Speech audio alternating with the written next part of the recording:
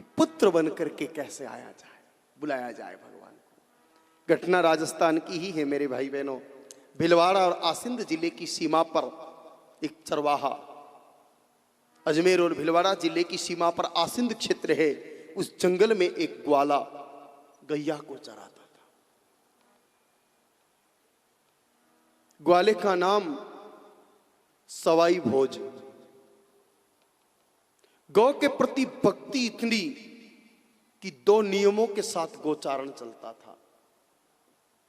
जब गैया को घर से निकलते सवाई भोज, पानी पी के नहीं निकलते, भोजन करके नहीं निकलते। पानी का मिट्टी का बर्तन जिसको कूंजा कहा जाता है, संकीर्ण मुख का बर्तन आज भी उपलब्ध होता है, उसको कंधे पर रस्सी के सहारे टांग देते और एक कपड़े में रोटी की पोटली कमर में लटका देते और गैया के संग हो जाते। जब तक गैया जी को जंगल में उत्तम जल नहीं मिल जाता पीने के लिए, तब तक सवाई भोज पानी नहीं पीते। और जब तक सारी गाय माता दाप के तृप्त नहीं हो जाती खा के, तब तक सवाई भोज भोजन नहीं करते। वो रोटी खोल करके खाते नहीं। बड़े आनंद से गौ माता की सेवा करते, खूब मन से गौ माता की सेवा करते। एक दिन घास के अभाव में गौ माताओं को थोड़े घने जंगल की तरफ ले गए। आगे एक पहाड़ी थी और पहाड़ी पर एक प्राचीन भोले बाबा का विग्रह था, शिवलिंग विराजमान था। उस जंगल में गाय माता जी रहती थी, बिन ब्याही गाय माता, लेकिन दूध देती थी और वो भोले बाबा जी की मूर्ति पर गिराती थी। जंगल में से घास चरती और दूध का अभिषेक करती भोले बाबा पर। जब बहुत सारी गाय माताएं उस जंगल में आई हुई देखी तो वो गाय माता प्रसन्न हो गई और एकांत छोड़ करके उन सभी गाय माताओं के इस झुंड में, उस टोले में सम्मिलित हो गई। घास खाने लगी।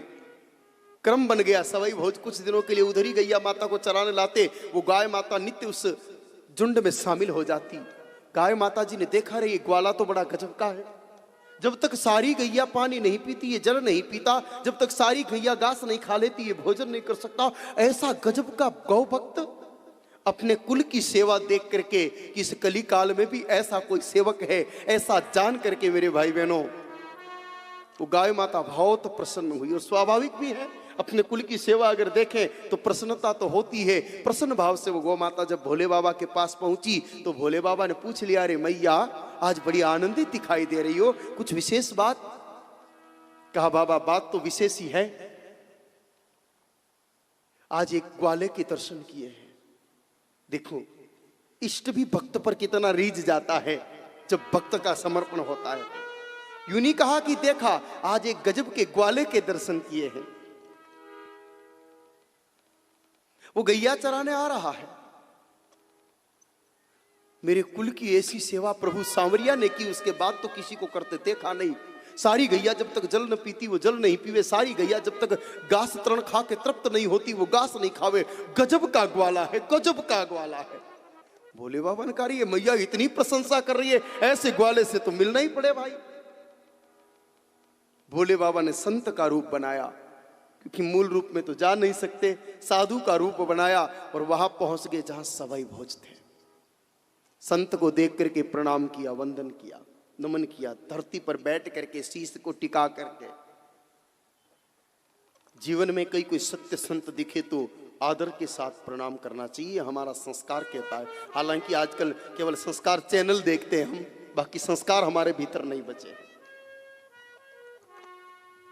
ये एक बहुत कड़वी बात है, लेकिन कहना पड़ेगा कि झुकना आवश्यक है। विनम्रता मनुष्य का प्रथम गुण है।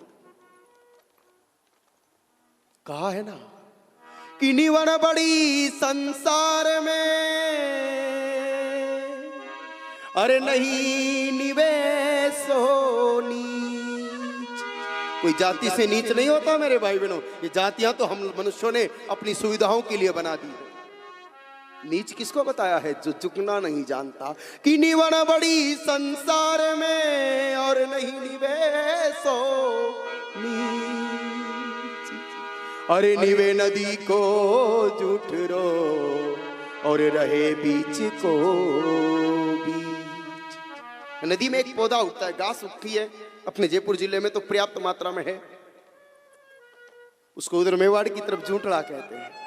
जब नदी में कितना ही जल प्रवाह आ जाता है, उस घास का कुछ नहीं बिगड़ता, वो झुक जाती है और पानी खत्म होने पर वापस उठ जाती है। लेकिन उस नदी में बड़े बड़े पेड़, खेजड़े, बबूल खड़े रहते हैं। जब पानी का वेग आता है ना, वो उखड़ करके पानी के साथ बह जाते हैं, क्योंकि वो झुक नहीं सकते, वो अहंकारी है, वो कड़क है, इसलिए उनका अस्तित्व ही नहीं बचता।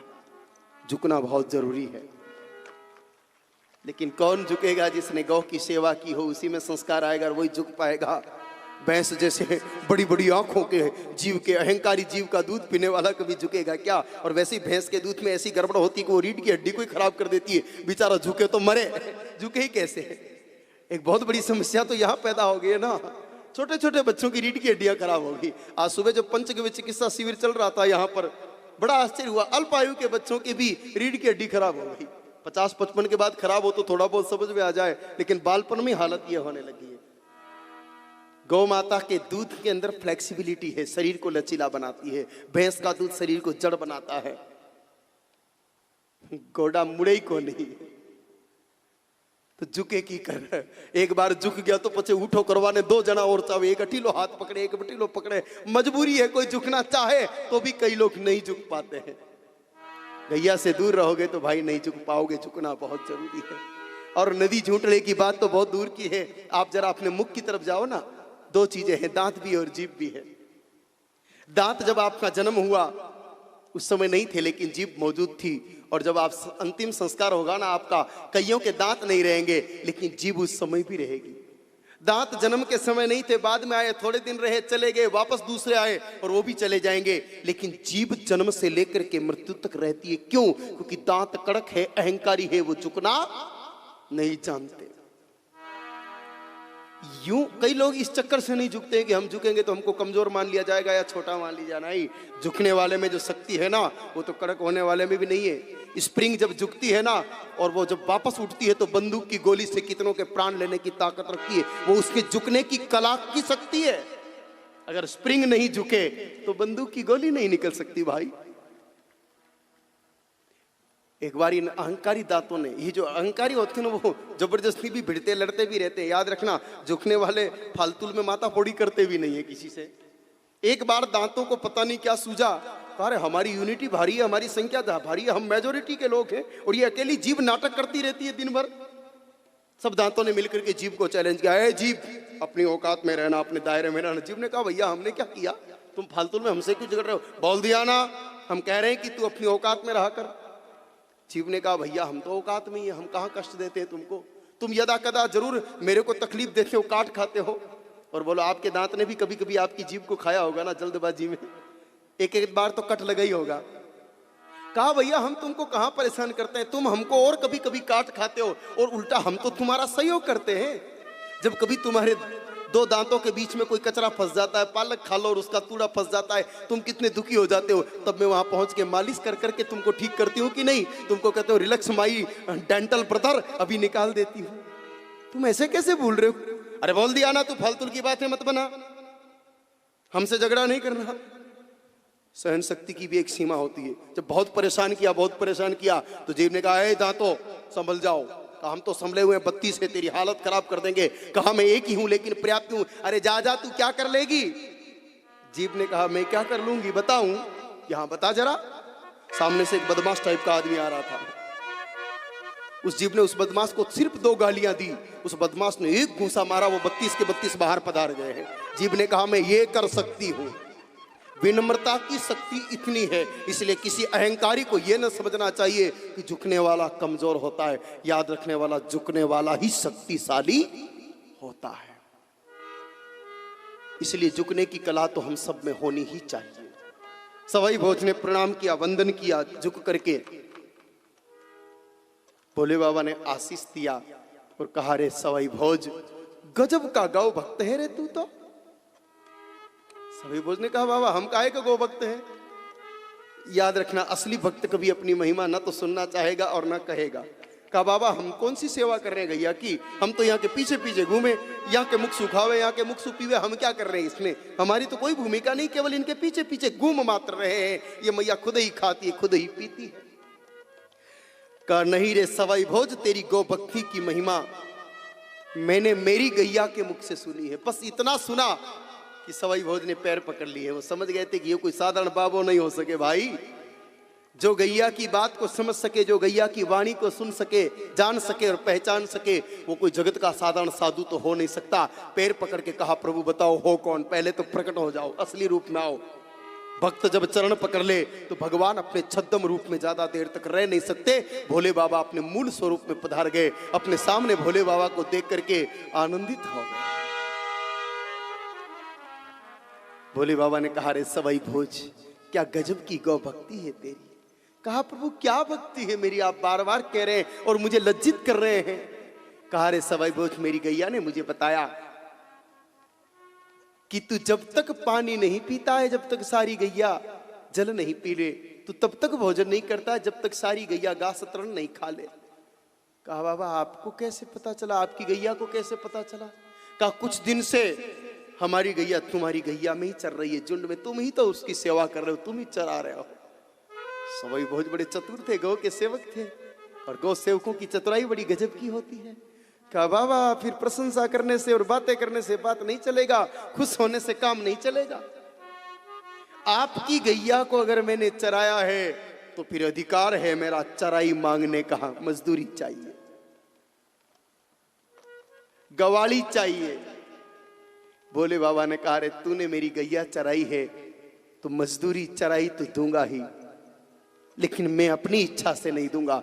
मांग सवाई भोज, तुझे क्या चाहिए। रवि जी क्या मांगते आप और हम होते तो 5-50 बीघा जमीन कटी अलॉट हो जावे है, या गोचरा पे कब्जो हो जावे है, बहुत सारा रुपया आ जावे है, पत्नी के 5-25 किलो सोना को जेवर आ जावे। हमारी सोच यहीं तक जाती है, लेकिन सच्चे गौ भक्त की सोच कहां पहुंचती है, विचार करना।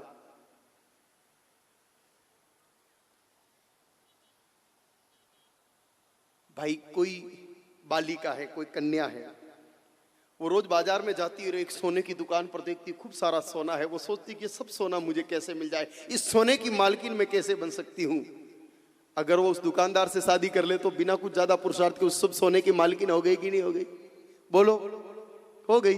यही तो करना है। जिसका सारा संसार है उसी को अपना बना लो, सब कुछ हो जाएगा। थोड़ा थोड़ा क्या मांगना, टुकड़े टुकड़े में। मालिक को अपना बना लो, सारी मलकियत हमारी होगी। सवाई भोज ने कहा, प्रभु आप अगर सचमुच मेरी तुच्छ गौ सेवा से थोड़ी सी ही कर पा रहा हूं, केवल संग संग घूमने मात्र की, लेकिन अगर इस गौशाला से प्रसन्न हो नाथ, तो मुझे एक ही चीज चाहिए कि मांग, निश्चिंत हो के मांग, मेरे लिए कुछ भी अदेय नहीं है, मैं सब कुछ दे सकता हूं। कहा, प्रभु पहले एक प्रश्न है कि बोलो। कि नाथ, मैंने सत्संग में सुना है कि भोले बाबा भी बैठ करके ध्यान लगाते हैं, समाधि लगाते हैं। प्रभु शंकर सहज स्वरूप संवारा, लागी समाधि अखंड अपारा, ऐसा मैंने सुना है कि आप भी समाधि में बैठ के किसी का ध्यान करते हो। प्रभु किसका ध्यान करते हो, आपके ऊपर भी कोई है, आप भी किसी को अपना इष्ट मानते हो। कहा, श्री हरि नारायण मेरे इष्ट है और सदा मैं उनका ध्यान करता हूं। कहा, प्रभु ध्यान को टाइम नहीं है हमारे पास, मैं भी उनसे प्यार तो करना चाहता हूं, क्योंकि अब आपसे क्यों प्यार करूं, आपसे भी जो बड़ा है उसी से प्यार करूं। मैं भी उनको चाहता हूं, की साधना करना चाहता हूं, लेकिन गैया की सेवा में ही मेरा समय बीत जाता है। गोबर उठाऊं, घास खिलाऊं, पानी पिलाऊं, उसी में जीवन बीत जाता है। प्रभु मेरे को तो साधना भजन का समय मिलने वाला नहीं है। आप समाधिस्थ होकर के उनका भजन करते हो, अगर देना चाहो आप मुझे वरदान मजदूरी के रूप में, तो सिर्फ इतना दे दो कि आप जिन भगवान नारायण को पूजते हो, बजते हो, वो नारायण मेरे घर में मेरा बालक बन करके आ जाए, बस ये चाहता। भोले बाबा ने कहा, रे सवाई भोज तेरी चतुराई से मैं प्रसन्न हुआ, और वचनबद्ध तो मैं पहले हो ही चुका हूं। जा, मैं तुझे वचन देता हूं कि मेरे इष्ट नारायण एक दिन तेरे घर में देव नारायण बन के आएंगे और तेरे कुल की कीर्ति को जगत के कोने कोने में पहुंचाएंगे। और आप सब जानते हैं कि प्रभु देव नारायण जी ने सवाई भोज के घर में अवतार लिया और गौ सेवा करने वाले कुल के मान को बढ़ाया। तो अपने घर में भी मेरे भाई बहनों, पुत्र रूप में अगर कोई ला सकती है भगवान को, तो वो गौ सेवा ही ला सकती है। सवई भोज जैसी पवित्र गौ सेवा। तो भगवान ने कहा कि जिस रूप में मुझे चाहो, जिस भाव से मुझे चाहो, सिर्फ गौ माता की सेवा से मुझे पा सकते हैं। तो जिसके पीछे मैं दीवाना हूं, अगर उसकी कथा कोई सुने तो जीव का कल्याण होगा।